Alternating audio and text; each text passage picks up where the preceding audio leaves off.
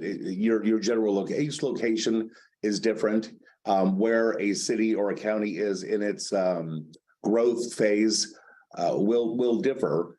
And so the cycle in one market may be different than the cycle in another market. We are all subject to macro events, such as the lending crisis of 2008.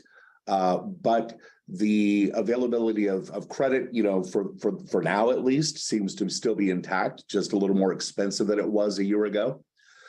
So we have to look at how that's impacting investments.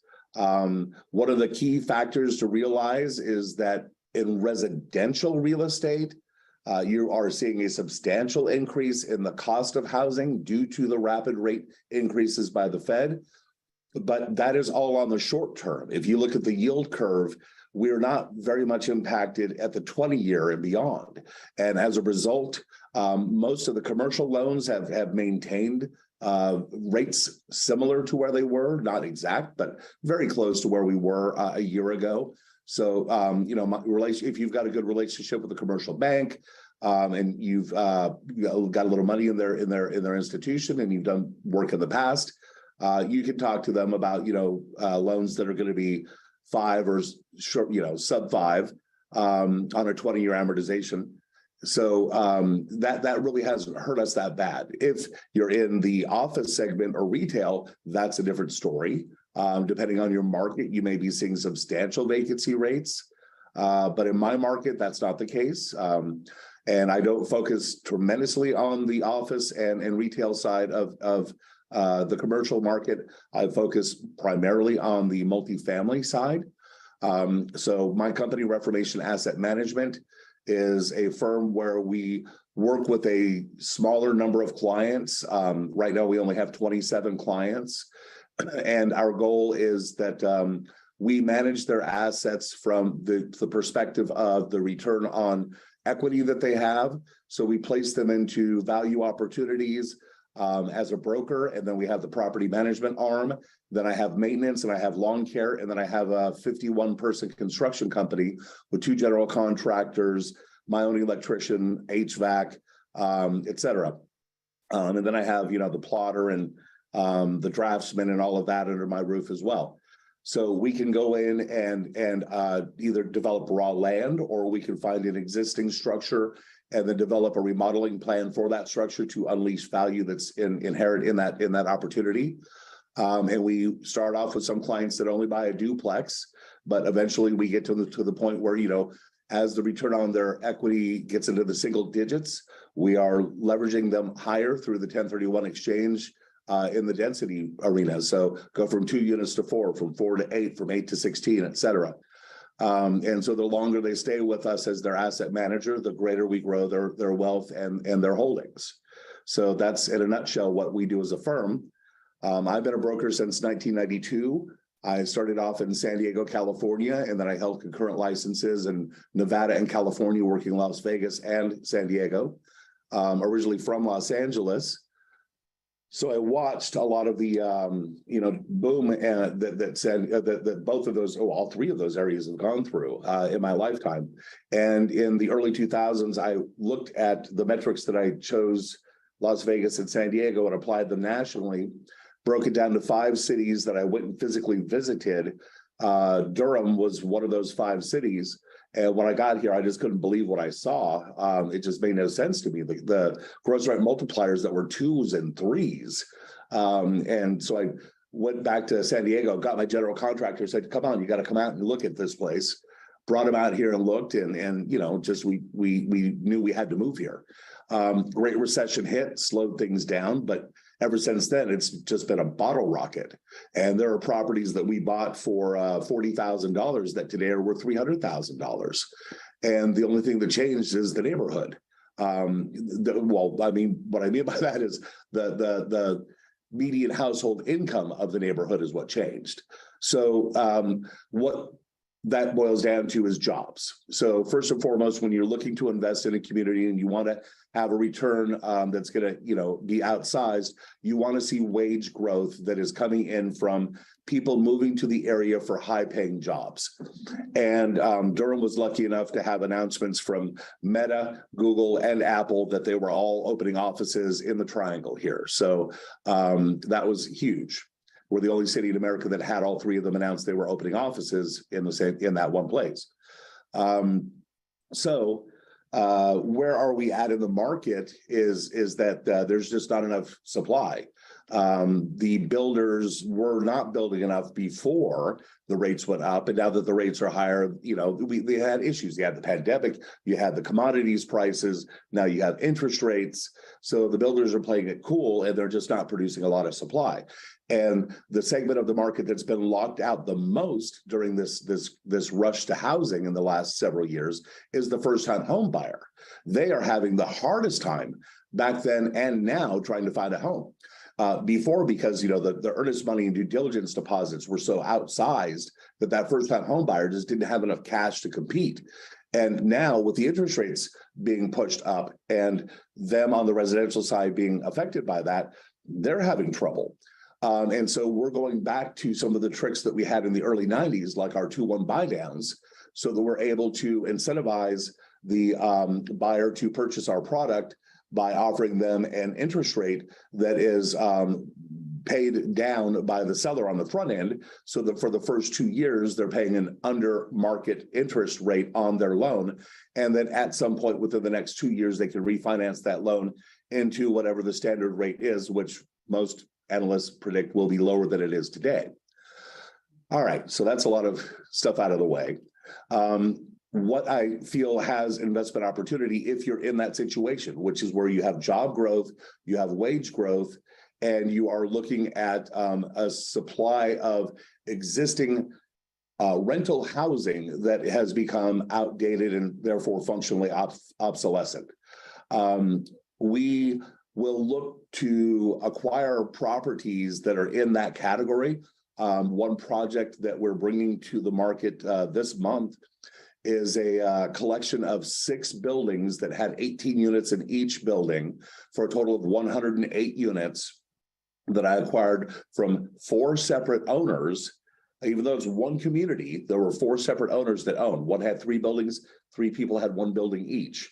And so I had to assist my client in acquiring all 4 of those buildings and then go through the design process of converting these apartments into condominiums that would be attractive to a first-time home buyer, and still so amenitize them so that they feel like a home and offer the amenities that you would want in a condominium community, but do it at a price point that allows the buyer to purchase the property and have monthly payments all inclusive that would match what the median rent would be for the same product. So it's kind of, it becomes a no-brainer for my buyer, right? They walk through and they go, well, gosh, I can have all of this and I own it, or I can go pay the same amount of money and rent it.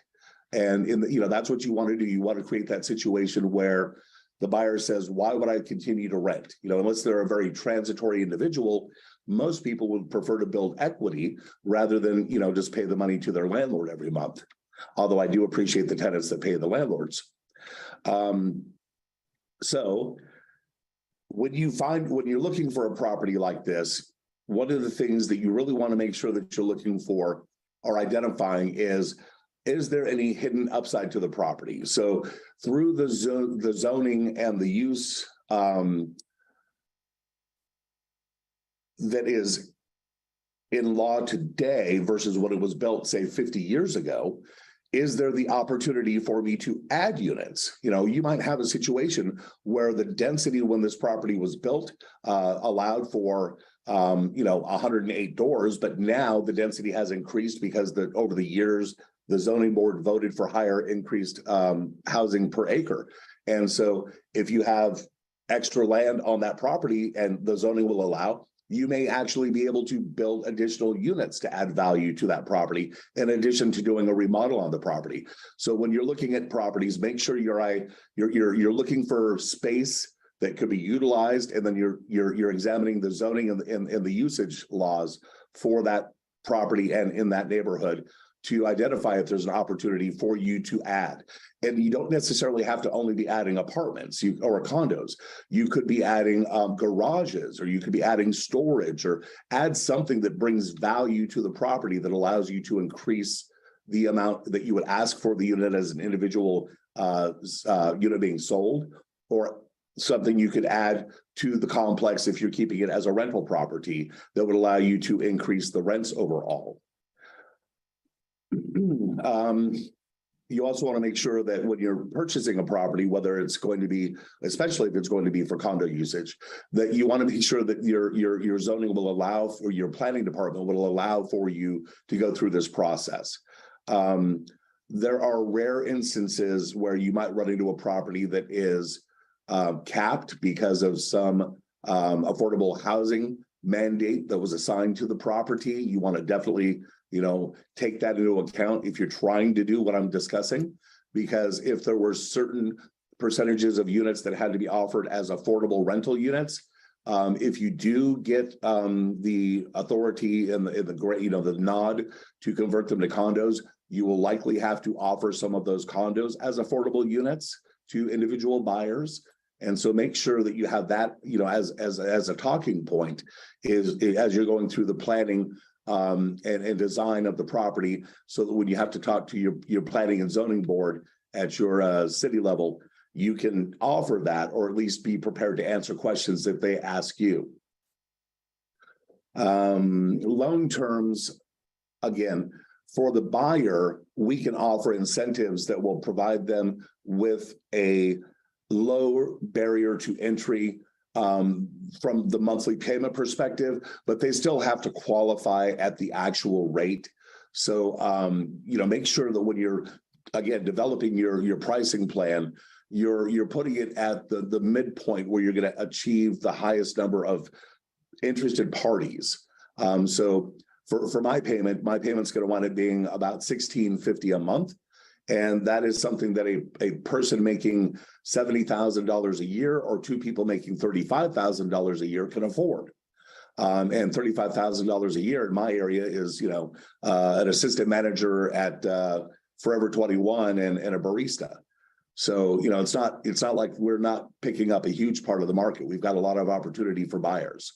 And that is, again, the segment of the market that's been left out, shut out.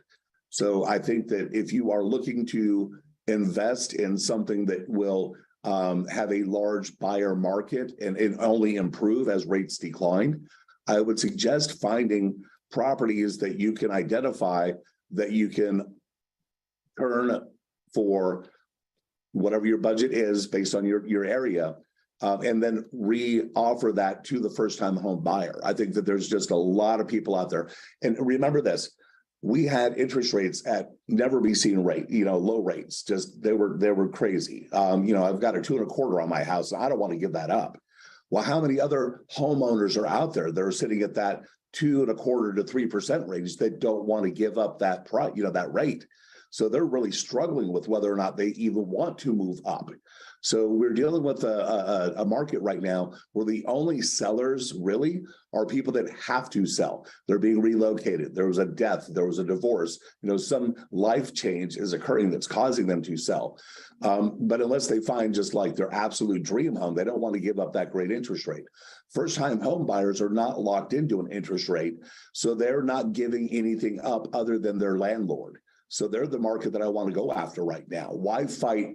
The old saying is you can lead a horse to water, but you can't make him drink. Well, you know what? Just look for thirsty horses. And right now, those first-time home buyers are thirsty. They're looking for a product. They want to stop paying rent.